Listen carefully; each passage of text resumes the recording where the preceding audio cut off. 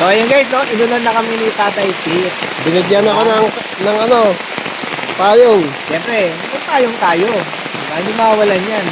Buti nga yung kapote ko, hindi ko dinala eh. May Siyempre, kapote ako. si Tatay, kailangan natin payungan yan, ha? Marami na tayo sakit.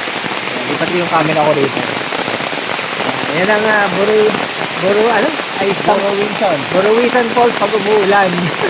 At nababasa yung aking phone. Yung yata eh, nasira na yung phone kong pang waterproof.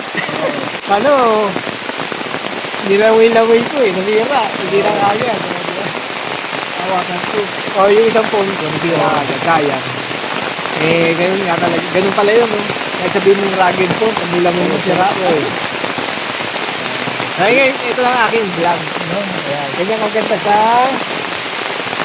Buruwisan Falls pag naulan. Wala naman delikado rito kahit na ulan. Tay, nagsisi ka ba? Inulan tayo. Oo, hindi naman. Buti may payong ako. No? May payong siya. Oo, cowboy ako. Talagang ready. Ready. Ako, hindi lang ako ready sa bag ko. Ay, yung pagkain ko pala. Baka nababasa. Kaya lang yung mga phone ko hindi ready. Baka ano din to. Mga tubigan. Pagigan. Eh, okay naman yan. Honor X9B yan eh. Shoutout dyan ha. Shoutout sa Honor X9B. Sige tayo, dyan lang kayo. Okay. So ayun guys, so, enjoy natin ang ulan dito sa Buruwisan Falls.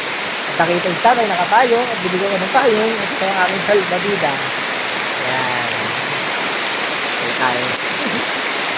Ganyan ang Buruwisan Falls pag umuulan. So, ending ko muna yung aking vlog at ako'y nag-enjoy muna rito.